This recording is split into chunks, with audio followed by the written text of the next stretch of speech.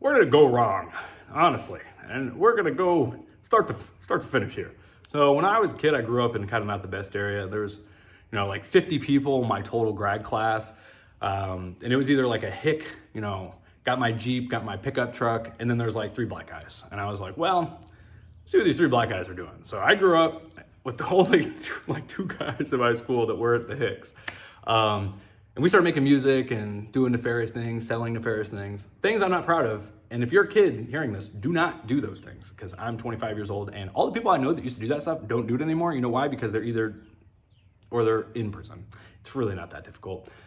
Just make better life choices. Anyway, we were gonna do music, and that's what we did do. And I'll tell you, man, it was like a steady climb. We were like 14 years old. I was begging my mom for rides up to the studio. I was begging her like, oh my God, this guy, if you look up Fredo Bands or Bands Gang Fredo or Freddie Bando on YouTube, it's one of those. You can find him on Apple Music. He's got a song called Demons in the Party and Demons. So like Fredo Bands, Demons. You might be able to find it. I'm at the end of that video, fun fact, like Fredo Bands or something like that. Or it's like Bands Gang Fredo. And then at the end, like the last 30 seconds, I'm in that video and I'm like rapping. Because I actually was there. If you know who NBA Youngboy is, he's got the white dude producer. He calls him Alex because that's his freaking name. He's like, I'm Alex. Well, I'm Alex for Fredo Bands. Mike, but Alex is a freaking 4-letter word. What the hell? Well, guy had some people get out of prison that he was related to, and they're like, oh, I'm going to be your manager now. And it's like, okay, well, we were having a good thing going. We were perfecting our craft, doing our thing, boom. And we had another guy that was kind of like managing, getting us some tour dates. We went from opening Pop Smoke, Lil TJ twice, and I'm talking like 2019, when Pop Smoke was freaking still alive. So like, we were doing it. We were the opener for Pop Smoke. If you look up the song Ordinary, rest in peace Pop Smoke and P&B Rock, but they made a song Ordinary. Pop Smoke says $50K for a show up in Alibaba. That's the show we did. We did that show with Pop Smoke. We were the openers. It was my 18th birthday, November 16th. I don't give a frick, dox me, I don't give a shit. My 18th birthday, it was best day of my life, Pop Smoke concert. We did Lil TJ the year before that. We did Lil TJ the year after that. It's like, so what 18-year-old kid who's like, oh, my best friend's a rapper and like I'm learning to produce, and then they're doing this stuff. And then it just all collapses. It's like, everybody wants to either deal paraphernalia or they want to freaking take over. There were so many people involved that shouldn't have been involved. And that, let's be a learning experience for somebody who's young and either you or somebody you know has a lot of talent. If there's a lot of people, obviously this sounds like straight up obvious, but there's there's people mooching. But the people that are mooching, you don't even know they're mooching until, like, I'm talking, guy buys a car, right? Not even rapper guy, just guy buys a car. Lets one of our friends borrow it. We're all like in a group. So we're all friends of friends of friends, right? Guy buys a car, lets friend drive it. And this guy who's driving the car lives at the person's house whose car he's driving. So he's staying at your house and driving your car, and then he tolls the car. Going to a party, drunk driving. Doesn't pay you back for the car, and then just leaves your house, never talks to you again. Like, these are the kind of people we're talking about. And like, it's like, why do we think these kind of people would be influential, like positively influential to our careers? It's not. It never would have been, never will be. Freaking these guys, anybody who's gonna live in your house for free and then drive your car and then total it. Anyway, just things you can only see in hindsight because you wouldn't have seen that as the guy was there. But the things that I saw that were happening at the time, it's like the guy's brother gets out of prison and he's like, oh, I'm going to take over and be the manager. And this guy just gets done laying down. Like, I'm talking laying down like years, right? He gets out of prison. He's like, oh, I'm going to take over. I'm going to be the manager. I'm like, all right, well, I've kind of been doing that. Not like actually manager, but I've been, assisting, giving rides, doing as much as I can. I was like, fine, you're an adult. You're older than me. Because at the time I'm like 16. So like, what the frick? Sorry, it was a wasp. It's like, what the frick? You're older than me. You know what you're doing, whatever. And then like 2 weeks later, nothing's really going on. And we're like going on vacation and stuff. And it's like, we're spending a lot of money. We're not making a lot of money. And then, he pulls out a bag of e-pills, the ecstasy bliss that you might say, I don't want to get censored, but you know what I mean? He pulls these out and he's like, Mike, you know nothing about this. And I go, you're right.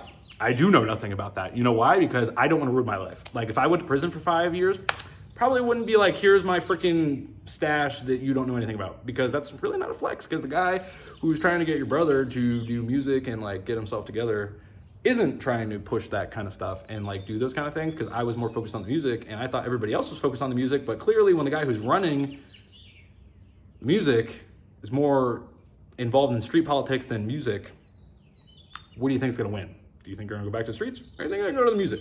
And I used to talk to these guys all the time, and they would literally straight up tell me, and they'd be like, Mike, you don't understand. You're not like us. And like, I grew up, we went to the same school.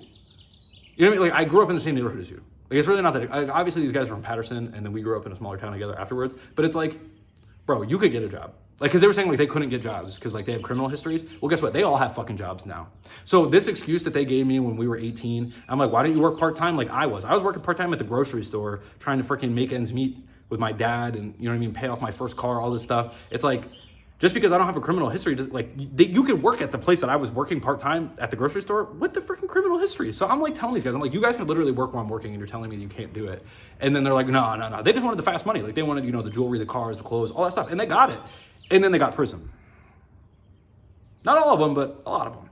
So it's like, we could have just did the music and you guys would have had the cars, the clothes, the jewelry. It would have came probably a couple of years later, but then now we all wouldn't be working regular jobs and like I wouldn't be telling you, oh my God, my life was so great when I was 18 and now I'm 25 and my whole life's over when it comes to like that, like, you know, money, cars, clothes and all that stuff. It's kind of freaking sad. But if you look up Bands Ain't Afraid, we're still uploading music videos and stuff. It's like, obviously it's still there, but you know, no more concerts. We haven't done a concert in years. My friend hasn't made music in years. Like obviously he uploads other people's content, not his own. Like there hasn't been a Fredo Band's music video in like 4 years that he is. And he's like, oh, that's all my old stuff. I don't even want to look at it anymore. And it's good music. I have unreleased stuff from when we were in high school and I still think they're good songs. He's like, that's not me. That's like a different guy. And it's like, okay, but you can still put it out. Like there's, you know, NBA Youngboy, for example, he put music out when he was 14. He put music out now when he's 25, 26. So it's like, okay, so is he just going to like remove all the stuff from when he was 15? Because that's not who he is anymore. No, they're still bangers and they're still songs that you made when you were a kid. Like just let it be, bro. Like there were bangers that people used to sing in our school and he didn't even release the song. Like there were people like singing the songs bar for bar because he would do like little performances at the high school and he never released the song.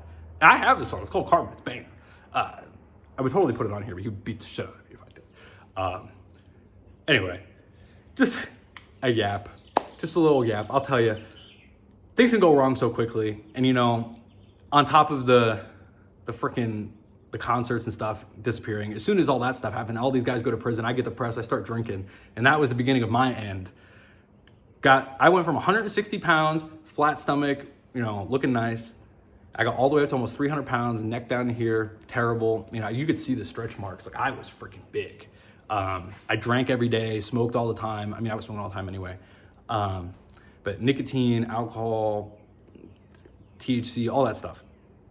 Now, no alcohol, no nicotine, and I'm starting to remove the THC. I think I'm gonna go to the old Shroomies, do like a microdoser, just kind of get myself going. Cause I need something for fun. Like my friends play video games and they're like doing shit. And it's like, obviously I could be sober. Is being sober really all that fun? We'll see. We see Clavicular pretending to overdose. I mean, I could just pretend to do drugs and maybe go viral. Freaking get the ambulance called on me or something. I don't know. Anyway, hope the audio is okay. I'm recording this in the freaking garage. There's birds chirping. There's freaking bugs flying in here. There's people driving. There's a truck coming up the hill right now. You know, shit like that. But please like, subscribe, share this video with your friends if you think I'm a funny guy. I'm a nice guy. If you comment on here, I keep saying this. You know, tell them like 100 subscribers. And like I keep getting like good views or whatever. Shit, you comment on here and like you could show me the comments, like, cause I'm not gonna delete these. You know, all these guys like delete their videos when they get famous or whatever. No, I don't give a shit. You can see me in this garage. I might still be in this garage. Who knows? Who knows? I'll be a millionaire still in the goddamn garage yapping with the goddamn same shit in the background. Anyway, but you comment on there and you show me like 5 years from now and I'm kind of popping off and you see me at like a bodybuilding show or you see me like out in public or I might be in Texas cause I'm possibly moving there. You know, you see me out, give me a handshake, be like, yo, Mike, look at this. Boom, show the comment, be like, I've been trying to do social media. I've been trying to do this. Is there any way you could help me? And if I'm not like immediately busy, I'll help you. I'll give you a repost on Instagram. I'll give you a repost on whatever you're trying to do. If I have followers there, I'll do what I can. Because if you guys are helping me now by giving me views, by clicking on my stuff, by liking my stuff and commenting, it's the least I could do. It's like the biggest IOU in the world because if somehow this works out, you guys were the stepping stones to get me to where I got to. And I appreciate that forever. I will. You guys give me somebody to talk to, you give me something to do, and possibly a way for me to make some extra cash because I'm trying to build the garage gym, get certified, become a personal trainer, get some people trained. Speaking of, I can give you guys lifting advice and stuff. If you guys want videos on lifting, things like that, I can definitely do that. Anyway, I'm done yapping. I just keep snapping and clapping. You guys have a great day. Make it a great day. Choice is yours. I will see you shortly.